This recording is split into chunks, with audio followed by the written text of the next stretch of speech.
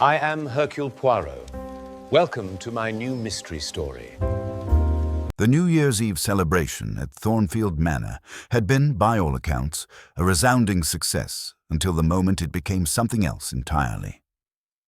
Lady Margaret Thornfield, renowned for her impeccable taste in both guest lists and criminal timing, had assembled what she privately considered the perfect gathering for welcoming 1935.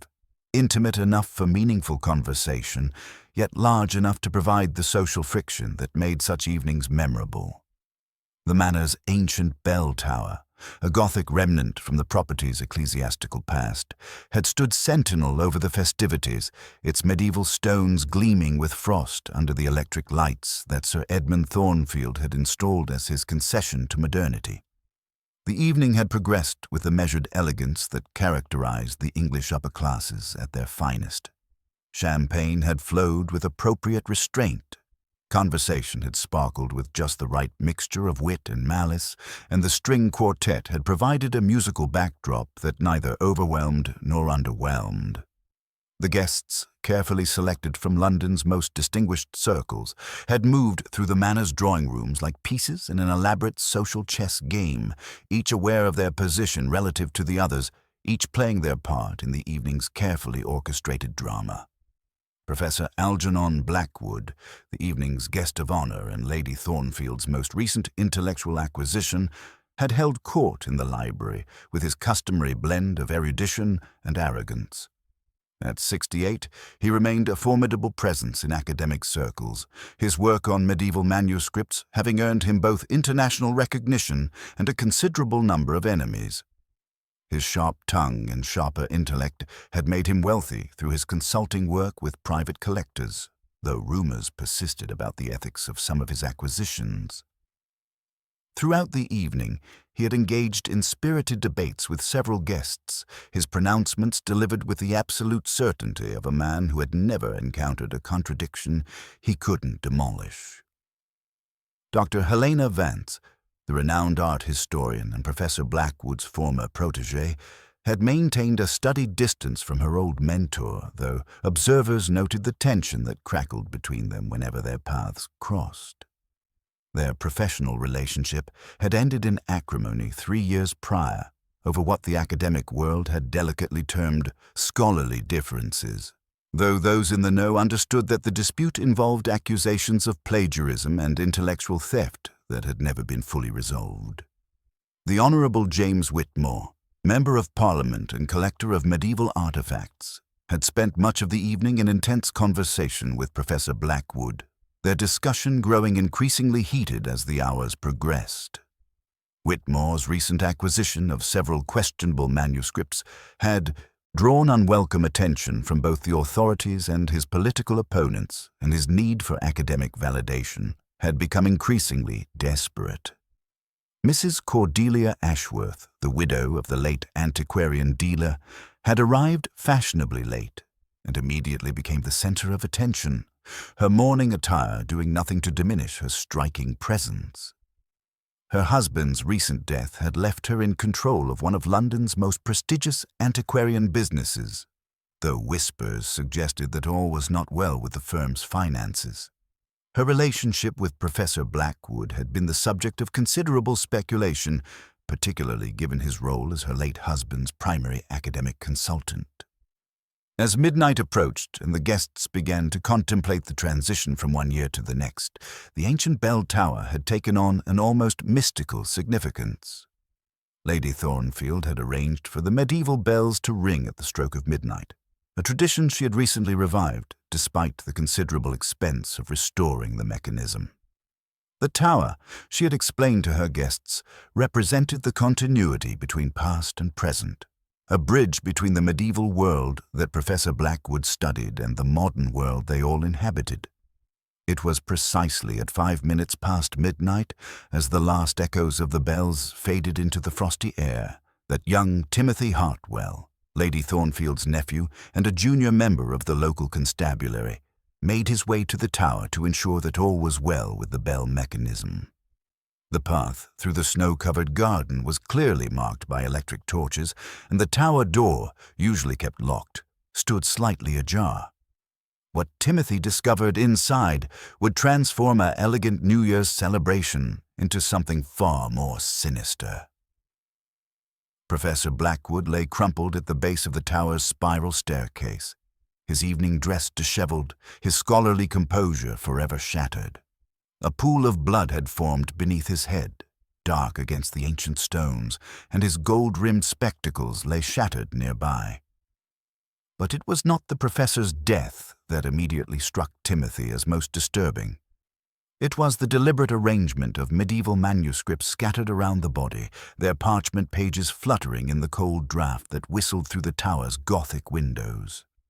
The scream that emerged from Timothy's throat carried across the frost-still air with crystalline clarity, reaching the manor's drawing rooms where the remaining guests were settling into comfortable chairs with brandy and cigars.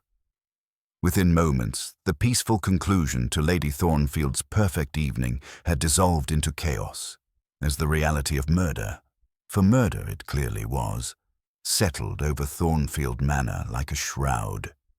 As the local constabulary was summoned, and the guests were politely but firmly requested to remain at the manor, one fact became immediately apparent.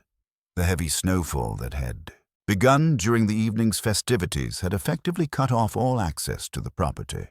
The killer, whoever they might be, was trapped within the manor's walls along with their victims and witnesses.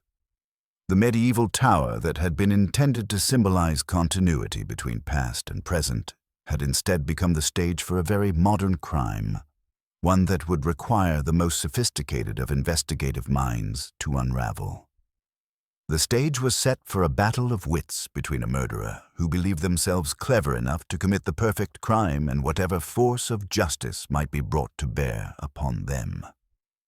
What none of the assembled company could have anticipated was that this force would arrive in the unlikely form of a small Belgian gentleman with an enormous opinion of his own capabilities and an absolute faith in the power of psychology to illuminate even the darkest corners of human nature.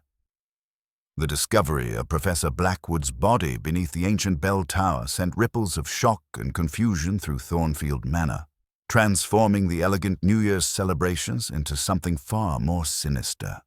Lady Margaret, displaying the composure that had made her legendary in London society, immediately took command of the situation with the efficiency of a general marshalling troops. Servants were dispatched to secure the manor's entrances. Guests were gently but firmly gathered in the main drawing room, and telephone calls were placed to summon the appropriate authorities despite the late hour and treacherous weather conditions. Inspector Harold Japp of Scotland Yard, who had been enjoying a quiet New Year's Eve with relatives in the nearby village, arrived within the hour, his motor car struggling through the deepening snowdrifts that now effectively sealed Thornfield Manor from the outside world. A practical man of middle years with little patience for the eccentricities of the upper classes, Japp approached the scene with the methodical thoroughness that had earned him his reputation, though he privately cursed the timing and location of what promised to be a most inconvenient investigation. The bell tower presented a scene that immediately troubled the inspector's orderly mind. Professor Blackwood lay crumpled at the base of the spiral staircase, his evening dress disheveled and his gold-rimmed spectacles shattered beyond repair. The pool of blood beneath his head told its own grim story, but more disturbing still were the medieval manuscripts scattered around the corpse with what appeared to be deliberate precision. Each parchment had been placed with care, their illuminated letters catching the harsh beam of the inspector's electric torch in a manner that seemed almost accusatory. Dr. Pemberton, the local physician who served as coroner for the district, conducted his preliminary examination with brisk efficiency. His assessment, delivered in the clipped tones of medical authority, confirmed what the visual evidence suggested. Professor Blackwood had died from a severe blow to the head, delivered with considerable force. The fall down the tower's stone steps had occurred after death, presumably to create the impression of an accident that would not withstand closer scrutiny. As Inspector Japp contemplated the complexity of the case before him, the locked tower, the scattered manuscripts, the closed circle of suspects, fate intervened in the form of an unexpected arrival. The sound of a motor car engine struggling through the snow announced the approach of another vehicle, and within moments a small, impeccably dressed gentleman was making his way up the manor's front steps with surprising agility despite the treacherous conditions. Hercule Poirot removed his snow-dampened overcoat with characteristic precision, his movements economical and purposeful as he surveyed the scene of barely controlled chaos. Lady Margaret, recognizing him immediately from their previous correspondence, approached with visible relief. "Monsieur Poirot, how fortuitous! I had written to you about certain concerns regarding this evening's gathering, though I never imagined—" "Indeed, madame," Poirot replied, his accent lending gravity to the words. "Your letter spoke of anonymous threats and scholarly disputes. I came as a precaution, not expecting to find such dramatic confirmation of your fears." He adjusted his mustache thoughtfully, his small bright eyes already cataloguing the assembled guests with the precision of a jeweler examining precious stones. Inspector Japp, initially resistant to civilian interference, found his objections dissolving as Poirot's reputation preceded him. The Belgian detective's previous successes had earned grudging respect even from Scotland Yard's most traditional officers, and the complexity of the current situation made additional expertise welcome rather than intrusive. "The Tower, Inspector?" Poirot inquired politely, and together they made their way through the snow-covered garden to examine the scene of the crime. Poirot's examination was characteristically thorough, yet brief. His attention focused not on the obvious physical evidence, but on the subtle details that spoke to the psychology of the perpetrator. The deliberate arrangement of the manuscripts, the half-turned key in the tower door, the undisturbed dust on the upper stairs, each element contributed to a picture that was beginning to form in his methodical mind. "We have here," Poirot observed to Inspector Japp, "not merely a murder, but a statement. Someone wished Professor Blackwood's death to convey a particular message, though whether that message was intended for the victim or for us remains to be determined." Returning to the manor's warmth, Poirot surveyed the assembled suspects with the quiet confidence of a man who understood that the truth, however well concealed, would inevitably reveal itself to those patient enough to listen for its whispers. The drawing room of Thornfield Manor had transformed from a venue of celebration into an elegant chamber of interrogation, its warm firelight casting shifting shadows across faces that now bore expressions of carefully controlled anxiety. Hercule Poirot positioned himself near the marble mantelpiece, his small, impeccably groomed figure somehow commanding the attention of every person present, despite his unassuming stature. Inspector Japp, recognizing the Belgian detective's particular genius for psychological observation, had readily agreed to allow Poirot to conduct the initial questioning while maintaining official oversight. "Mesdames et messieurs," Poirot began, his accented English carrying easily through the hushed room, "we find ourselves in circumstances most unfortunate, yet circumstances that demand our complete cooperation. The snow that surrounds us has created what I might call a closed circle. The murderer of Professor Blackwood remains among us, sharing our warmth while harboring secrets that must be brought into the light. Lady Margaret, displaying the composure that had made her legendary in London society, was the first to submit to questioning. Her account was precise, almost rehearsed in its perfection, detailing the evening's careful orchestration and her shock at the tragic conclusion.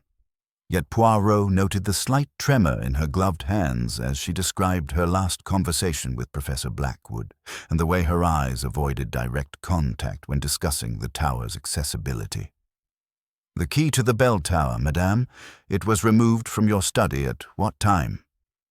"Shortly before the evening began, around 7 o'clock. I gave it to young Timothy to ensure the mechanism was properly prepared for midnight." Her voice carried the authority of long-practiced social command, yet something in her manner suggested information withheld. Dr. Helena Vance approached the questioning with clinical detachment, her academic training evident in the measured precision of her responses.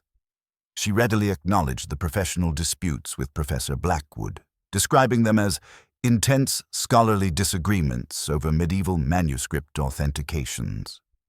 However, when Poirot pressed for specifics about their most recent conflict, her composure flickered momentarily. Our differences were purely intellectual, Monsieur Poirot. Professor Blackwood had certain theories about manuscript provenance that I found academically unsound.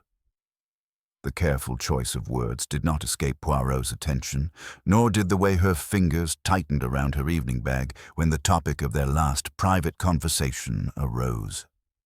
The Honourable James Whitmore entered his interview with the bluster of a politician accustomed to hostile questioning, yet his obvious distress betrayed deeper anxieties. His face flushed as he recounted his heated discussion with Professor Blackwood, whom he described as impossibly arrogant and unreasonably demanding regarding the authentication of recently acquired manuscripts. He all but accused me of fraud, Monsieur Poirot. Said my latest acquisitions were questionable at best, and that he could no longer provide authentication without further investigation. Whitmore's voice rose with indignation, though Poirot observed how quickly he attempted to downplay the severity of these accusations, describing them as mere academic nitpicking. Mrs. Cordelia Ashworth presented a study in controlled grief, her widow's weeds worn with theatrical elegance. She spoke of Professor Blackwood with melancholic fondness, describing their relationship in terms that suggested both professional and personal intimacy. When questioned about her late husband's business dealings with the professor, however, her responses became notably vague. Professor Blackwood was advising me on the future of the antiquarian firm, she explained, her voice carrying a practiced note of helpless femininity. Such matters are dreadfully complex for a poor widow. Yet Poirot's keen eye noted the expensive sapphire bracelet adorning her wrist and the impeccable tailoring of her mourning attire, details that suggested her financial circumstances might be more substantial than her words implied.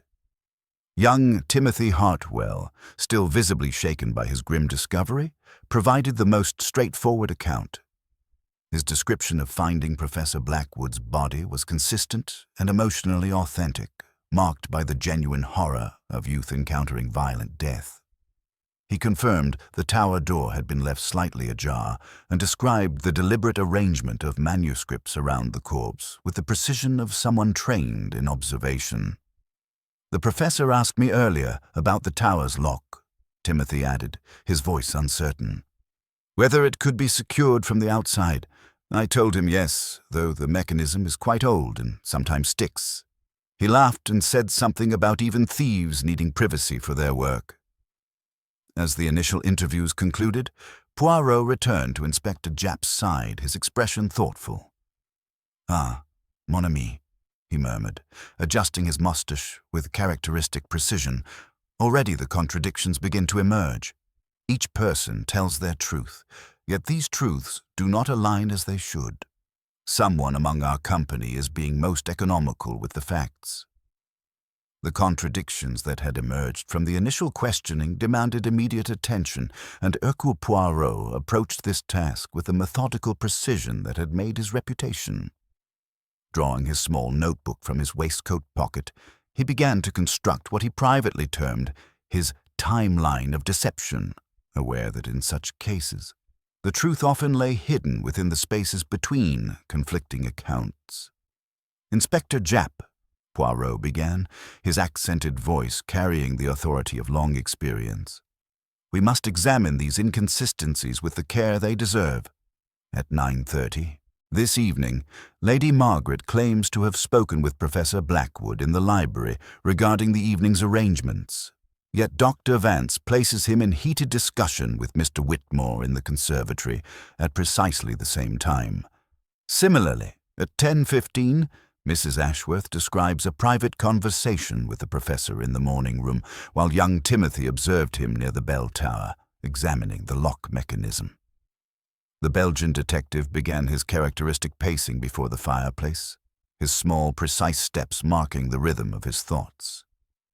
These simultaneous appearances suggest either our witnesses are gravely mistaken about timing, or someone among our company is deliberately misleading us, In my experience, such systematic confusion rarely occurs by accident. As if summoned by Poirot's observation, a disturbance arose from the manor's entrance hall. Lady Margaret appeared in the doorway, her carefully maintained composure showing the first genuine cracks of distress. "Inspector Japp, Monsieur Poirot, I fear we have discovered something most disturbing. Pemberton has found Professor Blackwood's guest room in a state of complete disorder." The scene that greeted them in the professor's chamber confirmed the gravity of the situation. The room had been systematically ransacked with professional thoroughness that spoke of careful planning rather than desperate searching. Drawers hung open with their contents scattered across the Persian carpet in organized piles. Books lay splayed and disheveled, their pages ruffled as if someone had examined each sheet individually. The professor's traveling trunk had been emptied completely, its contents sorted with methodical precision. "Most illuminating," Poirot murmured, kneeling beside the overturned trunk with careful attention to detail. "Observe, Inspector, how our searcher worked. This represents not the frantic searching of a desperate person, but the careful examination of someone who knew precisely what they sought. See how the papers are sorted by category. Correspondence here, academic notes there, financial documents in a separate pile." Among the scattered documents, Poirot discovered several items of particular significance. The correspondence revealed increasingly heated exchanges with various academic institutions questioning Professor Blackwood's recent manuscript authentications. More intriguing still were carbon copies of letters the professor had written, their tone suggesting he had been conducting his own investigation into questionable antiquarian dealings. One partially torn draft, apparently intended for the authorities, spoke of substantial evidence and criminal deception on a significant scale.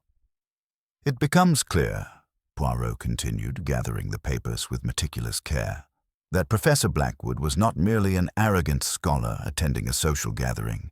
He was a man in possession of dangerous knowledge, conducting his own investigation into manuscript forgeries. Someone searched this room seeking something specific. The question remains whether they found what they sought." Inspector Japp, meanwhile, had been conducting his own investigation with characteristic thoroughness. His practical mind, less inclined towards psychological speculation, focused on concrete evidence and obvious motives. When Sergeant Miller returned from searching the manor's grounds with a heavy brass paperweight bearing the Whitmore family crest, discovered beneath a snow-laden rhododendron near the tower path, Japp's satisfaction was evident. "There's our murder weapon," Japp declared triumphantly, examining the ornate brass piece with its distinctive crest and faint reddish staining. "Found near the scene, bearing the suspect's mark, and certainly heavy enough to inflict the fatal blow. Combined with Whitmore's admitted confrontation with the deceased and his obvious motive regarding the manuscript authentications, I'd say we have our man." The paperweight was indeed substantial enough to serve as a weapon, its polished brass construction and considerable weight leaving little doubt about its lethal potential. The convenience of its discovery, bearing Whitmore's family crest and found so conveniently near the crime scene, seemed to provide the final piece of evidence needed for a conviction. Poirot, however, accepted the paperweight from Inspector Japp with the delicate precision of someone examining a priceless artifact rather than evidence of murder. He turned it over in his gloved fingers, noting the intricate family crest, the suspicious staining, and the cold weight of the metal. His expression remained thoughtful, almost skeptical as he considered the implications.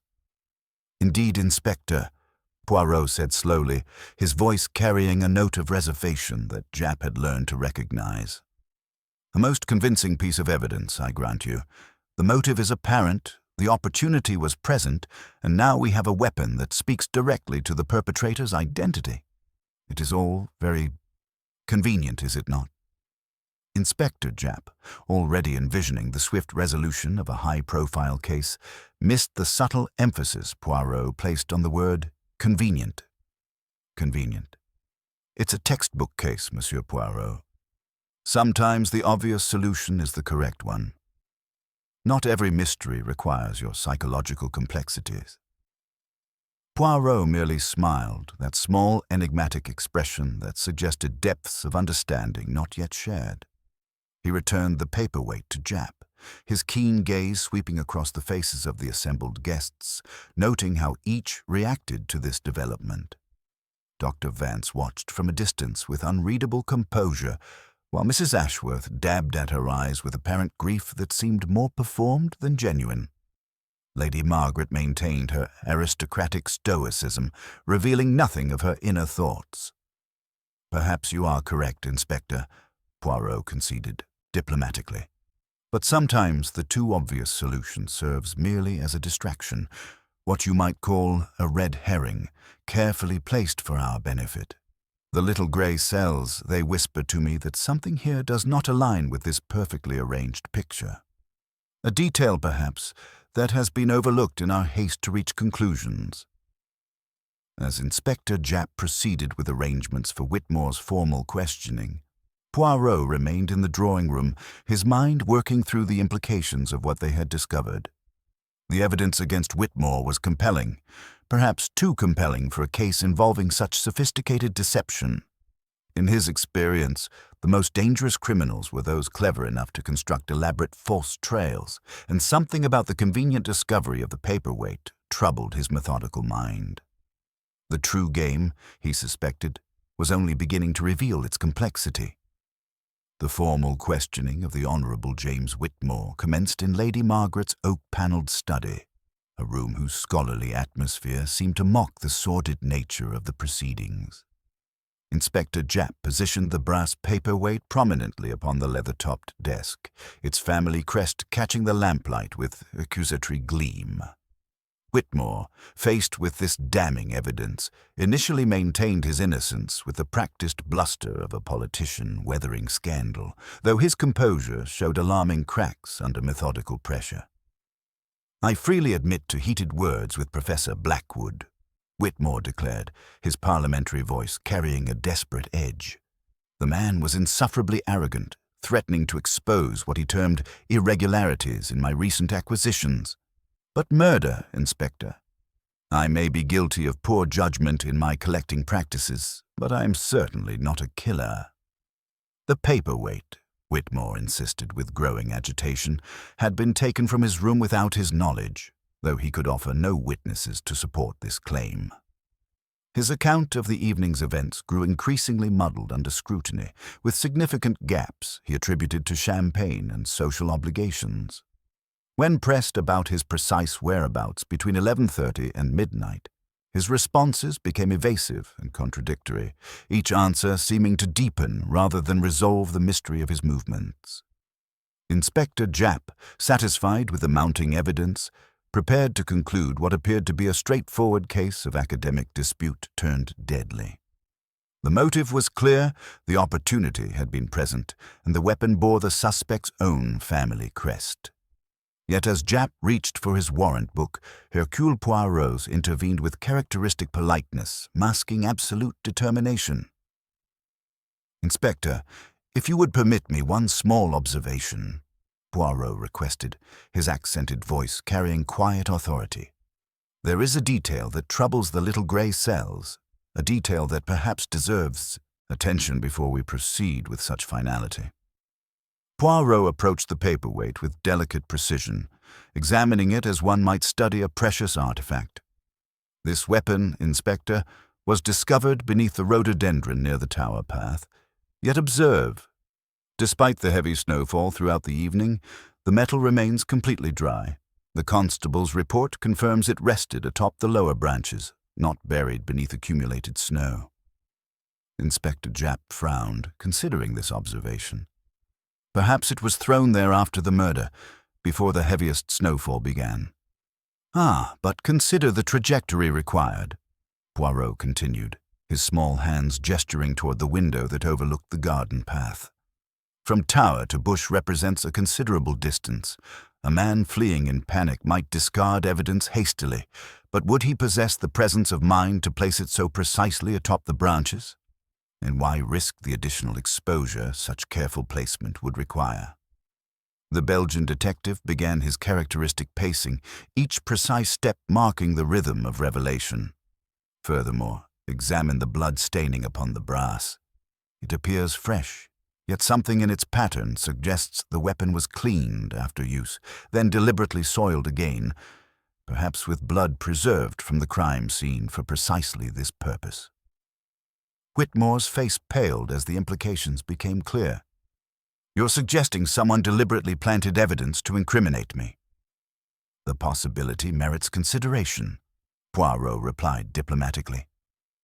At this moment, Reeves appeared at the study door, summoned by Inspector Japp to provide testimony regarding the evening's timeline. The butler's account proved both precise and illuminating, delivered with the methodical accuracy of a man accustomed to observing without being observed. At midnight, most guests were gathered in the drawing room for the bell ceremony. Reeves reported with professional composure. Lady Margaret stood near the mantel clock, Sir Edmund by the fireplace, Dr. Vance at the French windows overlooking the garden. Mr. Whitmore excused himself shortly after the bells ceased, mentioning a telephone call to his man in London. "And Mrs. Ashworth?" Poirot inquired with particular interest. "In the library shortly before midnight, sir, requesting the key to the spirit's cabinet. She mentioned that Professor Blackwood had complained of feeling chilled. When I returned with the key, however, both had disappeared." This information cast the evening's events in a different light, suggesting movements and interactions not previously disclosed. Poirot thanked the butler with characteristic courtesy before requesting that the scattered manuscripts from the crime scene be brought for examination. The parchment leaves, when arranged upon Lady Margaret's desk, revealed their significance to Poirot's trained eye. Each fragment had been positioned with scholarly precision around Professor Blackwood's body, their illuminated letters forming a deliberate pattern that spoke of academic knowledge rather than random violence. "Most illuminating," Poirot murmured, handling the ancient parchments with reverent care. "These manuscripts spell out a message in medieval Latin: veritas vincit, truth conquers." Such arrangement requires intimate familiarity with manuscript illumination, suggesting our killer possessed considerable scholarly expertise. Dr. Helena Vance, who had been observing from near the study door, stepped forward with apparent professional interest. "The fragments appear to be from the disputed Alderbury Psalter," she noted with clinical detachment. "I published a paper questioning its authenticity 3 years ago, work that Professor Blackwood chose to ignore." "Ah, yes," Poirot nodded thoughtfully. "The same manuscript that formed the basis of your professional disagreement with the deceased. Most convenient that it should appear at the crime scene, arranged with such symbolic precision." At this moment, young Timothy Hartwell appeared with a constable's report that added another troubling dimension to the investigation. A second examination of the bell tower had revealed disturbing inconsistencies in the physical evidence. The upper reaches of the spiral staircase, where a violent struggle or fall might have occurred, showed no disturbance in the accumulated dust of years. Yet the lower steps, where Professor Blackwood's body had been discovered, bore clear signs of recent activity. The professor was positioned as if he had fallen from a great height, Timothy reported with the earnestness of youth confronting violence. Yet the evidence suggests he never ascended beyond the tower's base. The manuscripts were arranged around him with almost ceremonial precision, not scattered by impact, but placed with deliberate care. This revelation cast serious doubt upon the assumption that Professor Blackwood had been murdered in the tower itself. The evidence increasingly suggested that the crime had occurred elsewhere, with the tower serving merely as a stage for an elaborate deception designed to mislead investigators.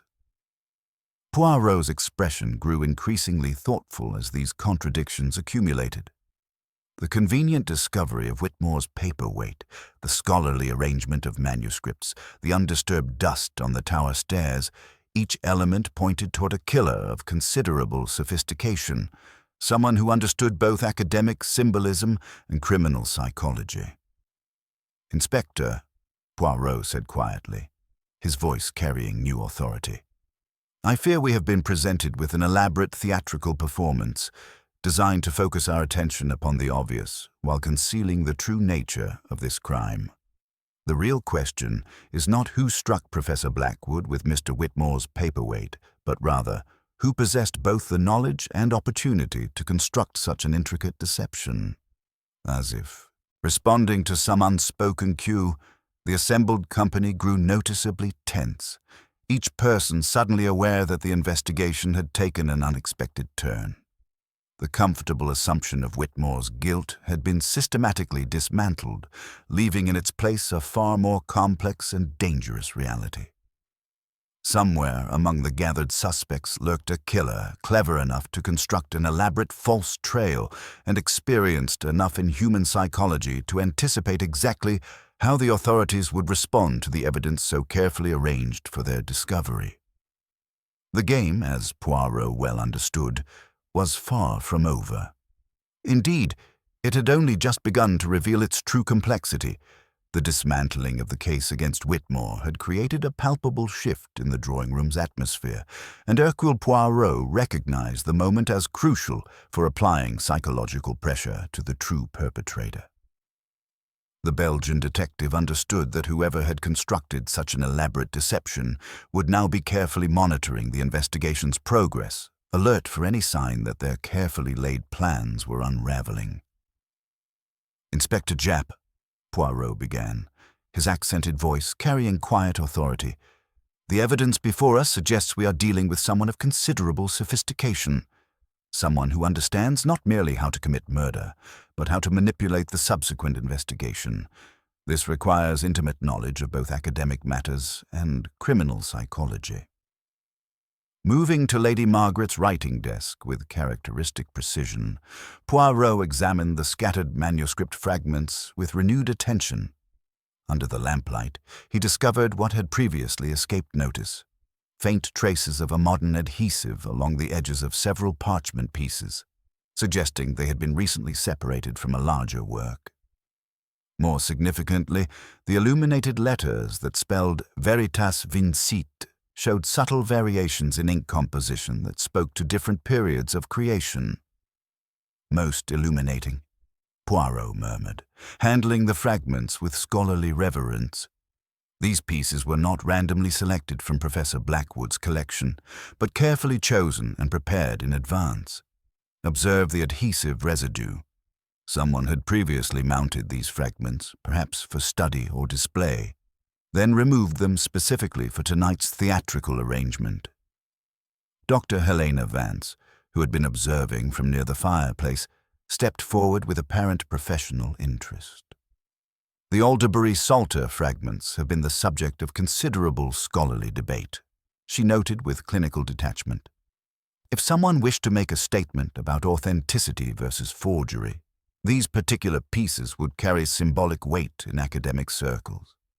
"Indeed, madame," Poirot replied, his keen eyes studying her reaction with characteristic intensity. "Yet such symbolism requires intimate familiarity with the specific controversies surrounding these manuscripts. Tell me, who among Professor Blackwood's acquaintances would possess such detailed knowledge?" The question hung in the air with deliberate weight, and Poirot noted how each suspect reacted differently. Mrs. Ashworth's carefully maintained composure showed subtle cracks as she dabbed at her eyes with increasing frequency. Whitmore, still shaken by his near arrest, watched the proceedings with the desperate attention of a man whose reputation hung in the balance. Lady Margaret maintained her aristocratic dignity, though her hands betrayed nervous tension as she adjusted her jewelry. At this crucial moment, young Timothy appeared with information that cast new light upon the evening's timeline. "Monsieur Poirot, I've been reviewing the guest book from earlier this evening. Several people made inquiries about the tower's history and construction, but Dr. Vance asked specifically about the internal staircase configuration and whether the upper levels were accessible during winter months." This revelation prompted Poirot to examine the tower key that had been used to secure the ancient door. Under his magnifying glass, the medieval mechanism revealed fresh scratches around the keyhole, suggesting recent use by someone unfamiliar with its particular quirks. More intriguing still were faint traces of what appeared to be gold leaf embedded in the key's ornate head, the same substance he had detected on the manuscript fragments. The killer, Poirot observed with growing certainty, handled both the manuscripts and the tower key during their preparations. This suggests the crime was not a spontaneous act of violence, but a carefully orchestrated performance designed to mislead investigators while eliminating Professor Blackwood's threat to their criminal enterprise. Mrs. Ashworth's reaction to this observation was particularly telling. Her widow's weeds seemed to tremble as she clutched her evening bag with white-knuckled intensity. "Professor Blackwood was helping me understand my late husband's business affairs," she repeated with decreasing conviction. "Surely his death cannot be connected to mere scholarly disagreements about manuscript authenticity." "Ah, but, madame," Poirot replied gently, "when scholarly disagreements involve accusations of systematic fraud worth thousands of pounds, they cease to be mere academic disputes. Professor Blackwood's correspondence suggests he had uncovered evidence of a criminal conspiracy involving forged manuscripts and falsified provenance documentation. The psychological pressure was beginning to show its effects. Dr. Vance's clinical composure remained intact, yet Poirot detected subtle signs of strain in her increasingly precise speech patterns and the way her gloved hands remained carefully clasped to avoid unconscious gestures. Her academic training served as both armor and potential weakness. The very knowledge that made her invaluable to any forgery operation also marked her as a prime suspect in Professor Blackwood's murder. As the investigation deepened into the night, Poirot sensed that the killer's confidence was beginning to waver. The elaborate deception that had initially seemed so clever was now revealing itself as a web of evidence that might ultimately ensnare its creator. The battle of wits between detective and criminal was entering its most crucial phase, where psychological insight would prove more valuable than physical evidence in exposing the truth hidden beneath layers of scholarly respectability and social pretense. The game, as Poirot well understood, was approaching its climactic moment, though the final revelation would require one more carefully orchestrated confrontation to force the killer into making the fatal mistake that would expose their guilt beyond question. The psychological pressure that Poirot had so carefully orchestrated was beginning to show its effects, and the Belgian detective sensed that the critical moment of revelation was approaching. The killer's elaborate deception had been systematically exposed, yet the true identity of Professor Blackwood's murderer remained tantalizingly beyond reach. As the assembled company sat in tense silence, each person acutely aware that suspicion had shifted away from the convenient scapegoat of Whitmore's planted evidence, Poirot prepared to apply the final pressure that would force the truth into the light.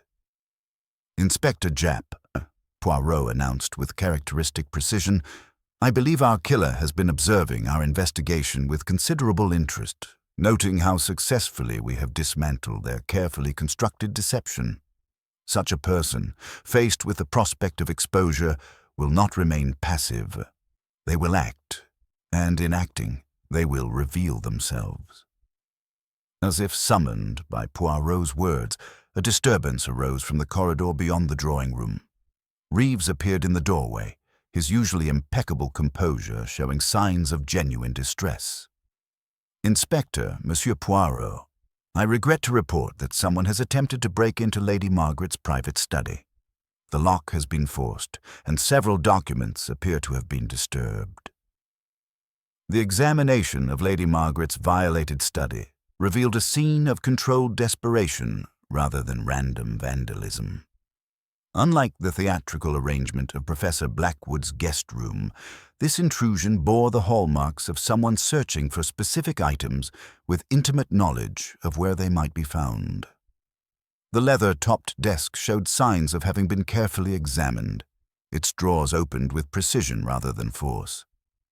Most significantly, a small wall safe, cleverly concealed behind a landscape painting, stood open and empty, Most illuminating, Poirot murmured, examining the safe's sophisticated mechanism with his magnifying glass. This device requires not merely the combination, but knowledge of its very existence.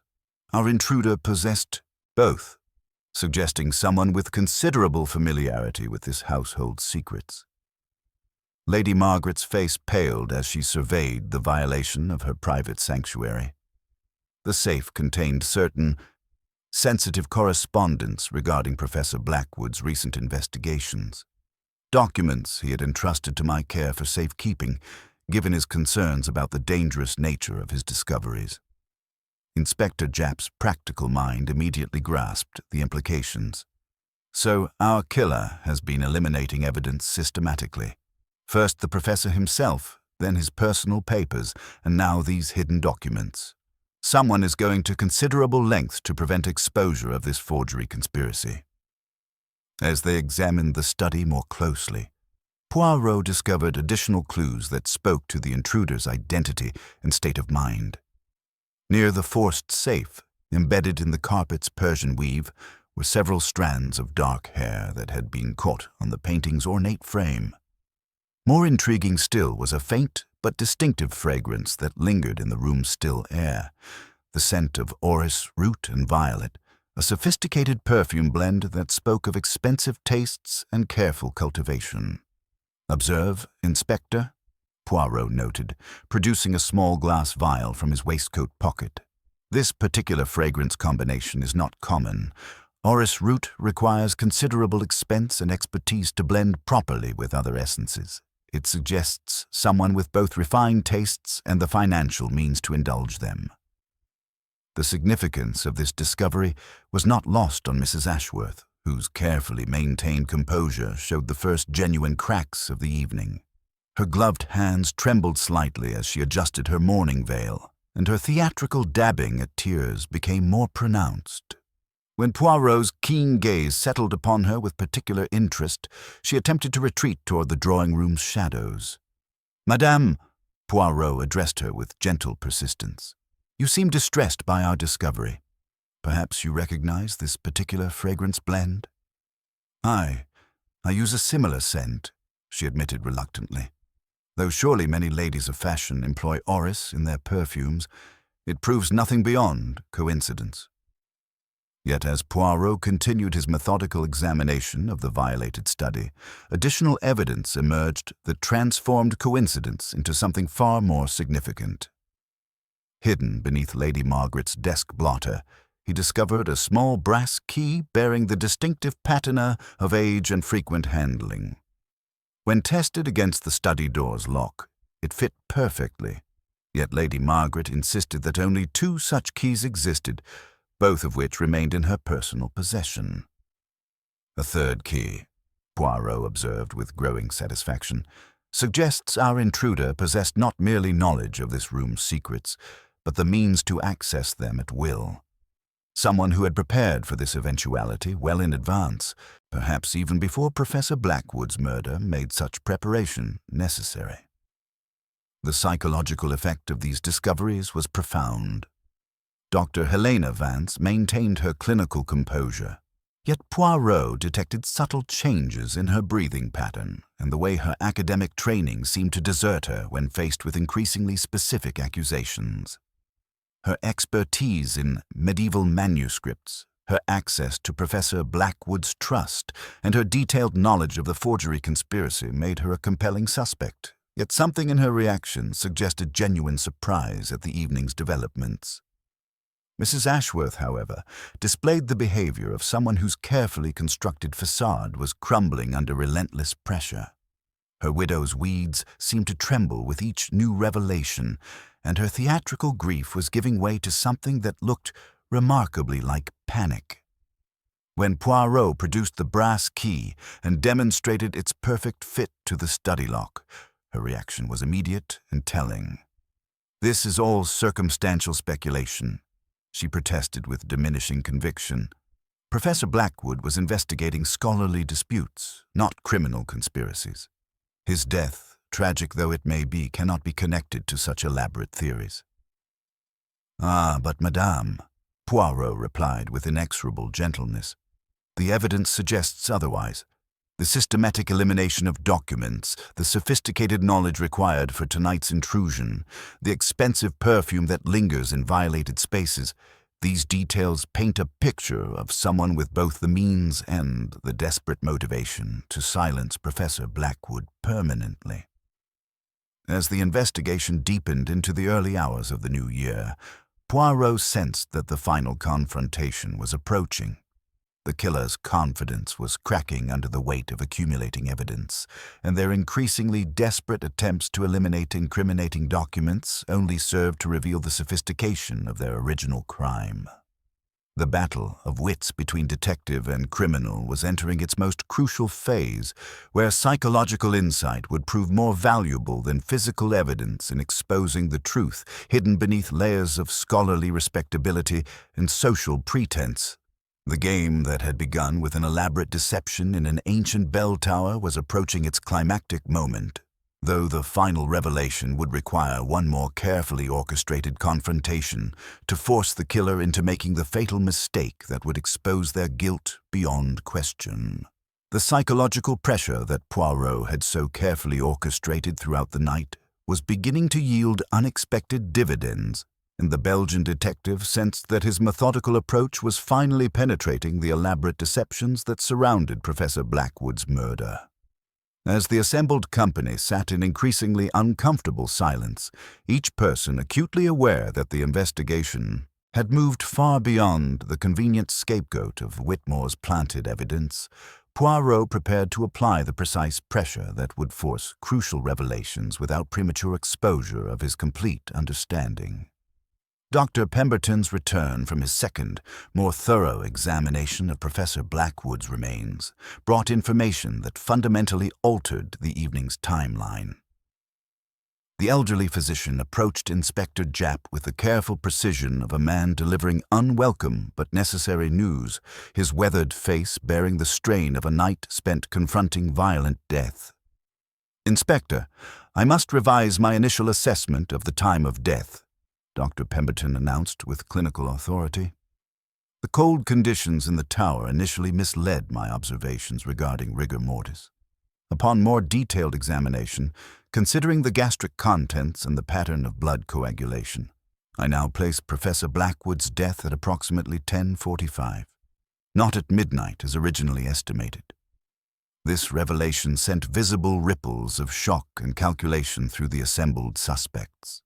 The carefully constructed alibis that had seemed so solid suddenly required complete reevaluation, and Poirot noted with particular interest how each person reacted to this fundamental shift in the investigation's parameters. "Most illuminating, Doctor," Poirot observed with characteristic precision. "This revision transforms our understanding of the evening's events entirely. At 10:45, the midnight bell ceremony had not yet begun. The guests were still circulating freely throughout the manor, and our killer had considerably more opportunity for the careful staging we have observed." While Inspector Japp absorbed the implications of the revised timeline, Poirot returned his attention to the manuscript fragments with renewed intensity. Using his powerful magnifying glass, he conducted a microscopic examination that revealed details invisible to casual observation. Under intense magnification, the gold leaf on the Alderbury Psalter fragments showed distinctive parallel striations that spoke of a very specific, antique method of illumination requiring specialized tools and considerable expertise. "Observe, Inspector," Poirot murmured, adjusting the lens for optimal clarity. "These striations are not accidental, but the deliberate result of a particular burnishing technique rarely practiced in modern times. The adhesive, too, shows a crystalline structure consistent with historical recipes rather than contemporary commercial preparations." The significance of this discovery extended far beyond mere academic interest. The precision of the manuscript arrangement around Professor Blackwood's body had not been random violence, but the deliberate work of someone with intimate knowledge of medieval illumination techniques. This was a signature as distinctive as a fingerprint, pointing toward a killer whose expertise in manuscript Restoration provided both the means and the symbolic language for their elaborate deception. With this crucial insight secured, Poirot implemented a calculated strategy designed to force the killer into revealing themselves through action rather than confession. Returning to the drawing room with theatrical deliberation, he produced a sealed envelope from his waistcoat pocket and addressed the assembled company with grave authority. "Mesdames et messieurs," he announced, his accented voice carrying absolute conviction. Professor Blackwood's papers contained a document of crucial significance, a detailed record of manuscript forgeries and falsified authentications spanning several years. This evidence, properly analyzed, will expose not merely a single murder, but an entire conspiracy of scholarly fraud.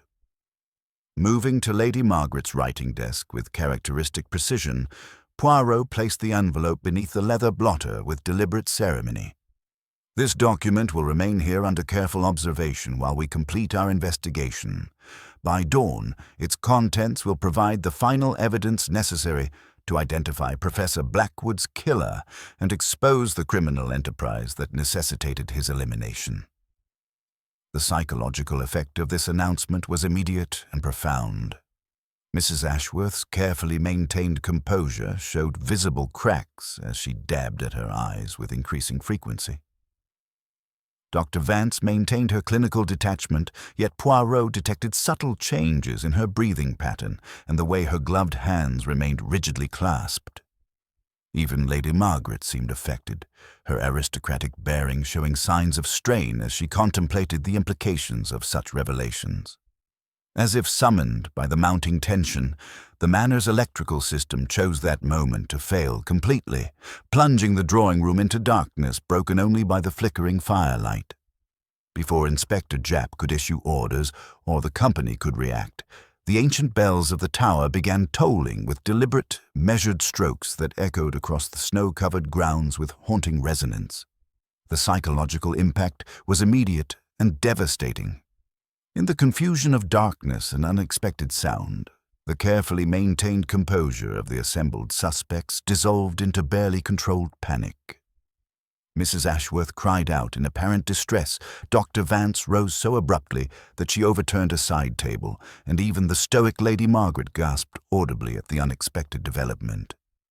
"Everyone remain calm and stay together," Inspector Japp commanded, though his own voice carried an edge of uncertainty in the face of such theatrical timing. The bells continued their measured tolling, drawing the company toward the windows that overlooked the tower path. Their attention focused on the source of the mysterious sound. When the electrical power returned with bureaucratic efficiency, the immediate aftermath revealed the true purpose of the dramatic distraction. Reeves lay semi-conscious in the corridor outside Lady Margaret's study, a dark welt marking his temple and the study door standing open in violation of Inspector Japp's explicit instructions. The writing desk gaped empty, its leather blotter cast aside, and the crucial envelope vanished without trace. "The envelope, sir," Reeves reported with professional dignity despite his obvious distress. "Someone struck me from behind as I investigated the bell sounds. When I regained consciousness, the desk had been ransacked and the document was gone." Poirot's reaction to this development was neither surprise nor dismay, but rather the quiet satisfaction of a chess master whose opponent had moved exactly as anticipated. "Fear not, mon brave Reeves," he replied with gentle authority. "The envelope contained only blank paper, a necessary deception to force our killer into revealing themselves through desperate action." Moving to the violated study with characteristic precision, Poirot began a methodical examination that revealed far more than the simple theft it appeared to represent. The forced lock showed tool marks consistent with professional expertise. The scattered papers had been sorted with systematic thoroughness, and, most significantly, the distinctive fragrance of orris root and violet lingered in the room's still air, despite the winter cold. "Most illuminating," Poirot observed, producing a small evidence vial from his waistcoat pocket. "Our killer has revealed themselves through this desperate gambit, leaving behind traces that speak more eloquently than any confession. The specialized knowledge required to force this particular lock, the systematic approach to searching the documents, and this distinctive perfume blend create a profile of remarkable specificity. The investigation had reached a crucial turning point. The killer's elaborate deception had been systematically dismantled, their careful planning exposed as insufficient against methodical detection, and their growing desperation had led them to take risks that revealed more than they concealed. As dawn approached over the snow-covered grounds of Thornfield Manor, Hercule Poirot possessed all the elements necessary for the final confrontation that would expose Professor Blackwood's murderer and bring justice to the ancient stones that had witnessed such scholarly treachery. The game of wits between detective and criminal was approaching its climactic phase, though the final revelation would require one more carefully orchestrated moment to force the killer into making the fatal error that would transform suspicion into certainty and bring their elaborate deception to its inevitable conclusion. The grey light of dawn crept through Thornfield Manor's frost-etched windows, finding Hercule Poirot in the drawing-room, his small figure immaculate despite the long night's work. The Belgian detective stood before the dying fire, his hands clasped behind his back, contemplating the final moves in a game that had tested even his considerable abilities. Inspector Japp, recognizing the signs of approaching revelation, positioned himself where he could observe both Poirot and the assembled suspects with equal attention. "Inspector," Poirot murmured, his accented voice carrying quiet satisfaction, "our killer has revealed themselves through the very desperation that drove them to such elaborate deception. The little grey cells have assembled the complete picture, and now we must apply the final pressure that will transform suspicion into certainty." Moving to Lady Margaret's writing desk with characteristic precision, Poirot began arranging the accumulated evidence with the methodical care of a scholar preparing a definitive manuscript. The manuscript fragments, the brass key, the perfume traces, each item took its place in a careful tableau that spoke to the killer's identity with increasing clarity. "Mesdames et messieurs," Poirot announced, his voice carrying the authority of absolute certainty, "the hour approaches when all deceptions must fall away before the light of truth. Our killer has demonstrated remarkable sophistication, yet they have also revealed themselves through the very expertise that made their crime possible." Mrs. Cordelia Ashworth, seated near the fireplace in her elegant morning attire, maintained her carefully cultivated composure despite the mounting pressure. Yet Poirot's keen observation detected the subtle signs of strain, the way her gloved hands clutched her evening bag with increasing intensity, the slight tremor in her voice when she had protested the evening's revelations.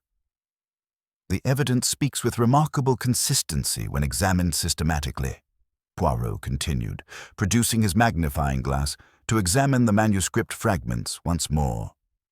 "These pieces bear gold leaf applied with antique burnishing techniques, adhesive consistent with historical formulations, and, most significantly, microscopic traces of a very specific perfume blend, orris root and violet, a combination requiring considerable expense and expertise to achieve properly."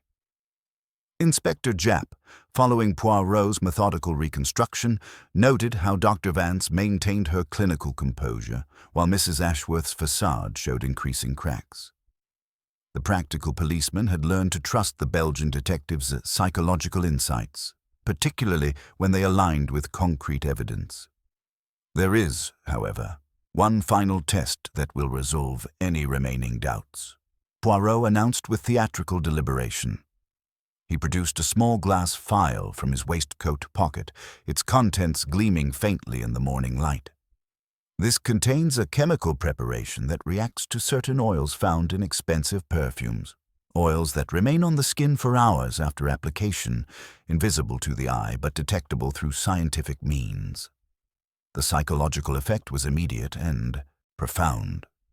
Mrs. Ashworth's carefully maintained composure showed visible cracks as she instinctively drew her gloved hands closer to her body.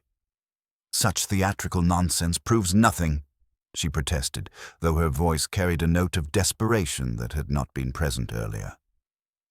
"Indeed, madame," Poirot replied with gentle persistence. "Yet you seem remarkably reluctant to submit to such a simple test, perhaps because you have spent considerable effort this morning attempting to remove traces of the distinctive perfume that marked your presence at multiple crime scenes throughout the evening." Moving closer to the fireplace, Poirot's keen eyes noted the way Mrs. Ashworth's widow's weeds seemed to tremble despite the room's warmth. "The antiquarian business inherited from your late husband provided the perfect cover for systematic manuscript forgery. Professor Blackwood's expertise made him invaluable initially, yet his growing suspicions ultimately made him a liability requiring elimination." Young Timothy appeared at the drawing-room entrance, his face bearing the earnestness of youth confronting serious responsibility. "Monsieur Poirot, Inspector Japp, I've discovered something significant in the scullery. The basin shows evidence of extensive washing with very hot water, and there are traces of what appears to be gold leaf caught in the drain trap." This revelation prompted Mrs. Ashworth to rise abruptly from her chair, her carefully maintained facade finally beginning to crumble completely. "These accusations are preposterous," she declared with diminishing conviction. "Professor Blackwood's death was a tragic accident, nothing more." "Ah, but madame," Poirot observed with inexorable logic, "accidents do not require the systematic elimination of evidence, the careful staging of crime scenes, or the deliberate planting of false clues to implicate innocent men. Your expertise in manuscript restoration, your access to Professor Blackwood's trust, your intimate knowledge of Thornfield Manor's secrets, all combine to create the perfect conditions for murder." The Belgian detective moved to the violated study's doorway, where the distinctive fragrance still lingered despite the winter cold. "The perfume traces detected here matched those found on the tower key, on the manuscript fragments, and most significantly, on the brass paperweight that was so conveniently discovered to implicate Mr. Whitmore." Inspector Japp, recognizing the moment for official intervention, moved closer to Mrs. Ashworth's position. The accumulating evidence was painting an increasingly clear picture of guilt that demanded immediate response, yet he waited for Poirot's final revelation before taking action. "The murder weapon itself," Poirot continued with methodical precision, "was not the theatrical paperweight, but something far more mundane, perhaps a heavy manuscript binding or restoration tool from your professional equipment. The paperweight was merely stage dressing, designed to implicate an innocent man while concealing your true involvement." Mrs. Ashworth's widow's weeds now seemed to weigh upon her with crushing heaviness, and her theatrical dabbing at tears had given way to genuine distress. The elaborate deception that had nearly succeeded was finally collapsing under the weight of methodical investigation and psychological pressure. "The final gathering will take place in 1 hour," Poirot announced with quiet authority. "There, before all assembled, the complete truth will be revealed, and justice will at last claim its rightful place. Until then, Inspector Japp will ensure that no further evidence disappears into scullery drains or winter fires." As the morning light strengthened over the snow-covered grounds of Thornfield Manor, the game of wits between detective and criminal approached its inevitable conclusion. The truth, as it always did under Poirot's patient investigation, was emerging from the shadows to claim its place in the light of justice, though the final confrontation would require one last, carefully orchestrated revelation to expose the full extent of the killer's elaborate deception. The appointed hour found the assembled company gathered once more in Thornfield Manor's drawing-room, where the pale morning light cast long shadows across faces marked by a night of confronting murder and deception. Hercule Poirot positioned himself before the dying fire, his small, immaculate figure commanding absolute attention despite the gravity that weighed upon every person present. Inspector Japp stood ready near the entrance, while the suspects arranged themselves with the careful spacing of people acutely aware that one among them harbored deadly secrets. "Mesdames et messieurs," Poirot began, his accented voice carrying the authority of absolute certainty. We have arrived at the moment when all deceptions must fall away before the inexorable march of truth. Professor Algernon Blackwood was murdered, not in passion, but as the calculated elimination of a threat to a sophisticated criminal enterprise that had flourished for years beneath the respectable veneer of scholarly commerce.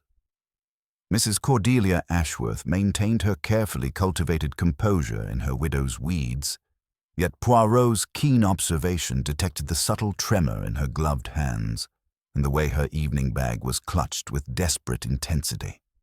Her theatrical grief, which had served so well throughout the evening, now appeared forced and unconvincing under the weight of mounting evidence. The antiquarian business inherited from your late husband, madame, provided the perfect foundation for systematic manuscript forgery, Poirot continued, his gaze settling upon Mrs. Ashworth with inexorable focus. Professor Blackwood's expertise initially made him invaluable to this enterprise, authenticating questionable pieces and providing scholarly credibility to transactions involving considerable sums. Yet, his growing suspicions ultimately transformed him from asset to liability.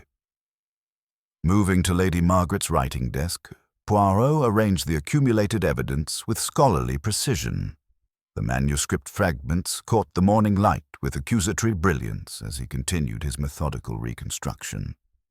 At 10:45 last evening, while guests circulated freely before the midnight ceremony, you lured Professor Blackwood to a private location with promises of resolving your business difficulties. There, using a heavy manuscript restoration tool from your professional equipment, likely a weighted bone folder or binding press component, you struck the fatal blow. The psychological pressure was beginning to show devastating effects. Mrs. Ashworth's facade showed visible cracks as Poirot's revelation continued with inexorable logic. The elaborate staging that followed demonstrated remarkable sophistication. The body was transported to the bell tower, arranged with symbolic manuscripts spelling Veritas Vincit, truth conquers, a bitter irony considering your efforts to conceal it. The undisturbed dust on the tower's upper stairs confirmed Professor Blackwood never climbed them. He was positioned there posthumously. Young Timothy appeared in the doorway with crucial confirmation. Monsieur Poirot, we've recovered the murder weapon from the conservatory coal scuttle, a heavy manuscript binding tool wrapped in chamois cloth bearing blood traces. The tool matches an empty space in Mrs. Ashworth's professional kit. The planted paperweight bearing Mr. Whitmore's crest was theatrical misdirection, Poirot explained, producing his magnifying glass to examine the evidence once more. Its convenient discovery, bearing fresh blood yet remaining dry despite heavy snowfall, was designed to provide investigators with a scapegoat while concealing your true involvement. The distinctive perfume traces, orris root and violet, found on the paperweight, the tower key, and in Lady Margaret's violated study, create an unmistakable signature of guilt. Mrs. Ashworth's carefully constructed facade collapsed entirely as the weight of evidence mounted.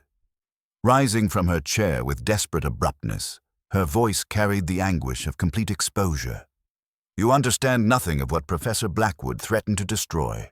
My business, my reputation, my very survival. He demanded impossible sums for his silence, threatening exposure that would have meant complete ruin. Ah, madame, Poirot replied with gentle sadness. But murder was never the solution to your difficulties. The forgeries, however sophisticated, could not remain hidden indefinitely. Professor Blackwood's investigation was merely the beginning of scrutiny that would have exposed the truth regardless of his fate. Inspector Japp stepped forward with official authority as Mrs. Ashworth's confession removed any remaining doubt.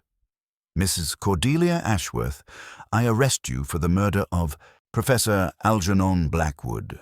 You are not obliged to say anything, but anything you do say may be taken down and used in evidence. As the widow was led away in custody, her elaborate performance finally ended, Hercule Poirot stood before the dying fire with the quiet satisfaction of justice properly served. The ancient stones of Thornfield Manor had witnessed the triumph of truth over even the most sophisticated deception, proving once again that the human conscience, however cleverly concealed, cannot ultimately escape the patient investigation of methodical minds dedicated to uncovering what lies hidden in the darkest corners of criminal intent. The game of wits between detective and criminal had reached its inevitable conclusion, with truth triumphant and the little grey cells vindicated once more. The drawing-room of Thornfield Manor settled into contemplative silence as Mrs. Cordelia Ashworth was escorted through the frost-covered grounds to the waiting police vehicle, her elaborate widow's weeds now bearing the unmistakable weight of exposed guilt. The pale morning light, no longer struggling against the darkness of deception, streamed fully through the tall windows, illuminating the remnants of what had begun as an elegant New Year's Eve celebration and concluded as a masterclass in criminal psychology. Hercule Poirot remained by the dying embers of the fireplace, his small, impeccably groomed figure radiating the quiet satisfaction of a complex puzzle solved through patient application of method and observation. Lady Margaret approached the Belgian detective with genuine gratitude etched across her aristocratic features. "Monsieur Poirot, your intervention has saved not merely an innocent man from wrongful accusation, but exposed a corruption that might have flourished indefinitely beneath the veneer of scholarly respectability. Professor Blackwood, for all his insufferable arrogance, died in service of academic truth." "Madame," Poirot replied, adjusting his mustache with characteristic precision, "the human heart remains the most complex manuscript of all, full of illuminated passages and dark marginalia that require careful interpretation." Mrs. Ashworth possessed genuine expertise, yet she employed her considerable talents in service of deception rather than scholarship. The tragedy lies not merely in Professor Blackwood's death, but in the corruption of knowledge itself. Dr. Helena Vance, her clinical composure intact despite the night's revelations, stepped forward with professional interest. The psychological sophistication of her deception was remarkable. The symbolic arrangement of manuscripts, the careful misdirection toward Mr. Whitmore, even the theatrical elements of the bell tower setting, all designed to exploit our expectations and academic prejudices. The Honorable James Whitmore, still pale but visibly relieved, expressed his gratitude with the fervor of a man reprieved from disaster. "Monsieur Poirot, without your intervention, I would have faced charges for a crime I never committed. The evidence against me seemed overwhelming, yet you perceived the truth when others accepted convenient appearances." "The evidence was indeed convincing, monsieur," Poirot acknowledged with gentle authority, "yet too perfectly arranged for comfort. In my experience, the most dangerous criminals are those clever enough to construct elaborate false trails." Mrs. Ashworth's fatal error lay in making her deception too complete, too obviously pointing toward a predetermined conclusion. Young Timothy Hartwell, though still visibly shaken by his grim discovery, watched Poirot with newfound understanding of the true art of detection. "The way you saw through all the misdirection, sir, it was like watching someone read a foreign language that the rest of us couldn't comprehend." Inspector Japp, having concluded the formal arrest procedures, returned with grudging admiration. "Another complex case solved through your psychological methods, Monsieur Poirot. I'll admit, the physical evidence initially seemed straightforward, but you perceived the deeper currents of deception flowing beneath." "Merci, mon ami," Poirot replied with characteristic modesty. Yet the true complexity lay not in the crime itself, but in the killer's sophisticated understanding of how we would investigate it. Mrs. Ashworth anticipated our methods and attempted to manipulate them to her advantage. She understood that investigators would focus on obvious motives and convenient evidence, overlooking the patient work required to expose more subtle deceptions. As the winter sun climbed higher over the snow-covered grounds, casting long shadows through the Gothic windows, Poirot moved toward the manor's grand entrance. His work at Thornfield Manor was complete. Justice had been served, and the ancient stones could return to their peaceful contemplation of centuries past and future. "The most dangerous lies, Inspector," Poirot observed as he donned his perfectly brushed overcoat, are not those whispered by strangers in dark corners, but those we tell ourselves in the bright light of day.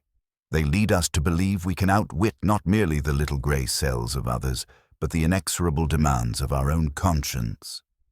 With courteous nods to Lady Margaret and the assembled company, Hercule Poirot stepped into the crisp New Year's morning, leaving behind the silent bell tower and the profound truth that even the most elaborate scholarly deceptions cannot ultimately escape the methodical scrutiny of a mind dedicated to uncovering what lies hidden in the darkest recesses of human nature. The medieval stones of Thornfield Manor would long remember this night when academic respectability crumbled before the patient application of psychological detection, and truth conquered all.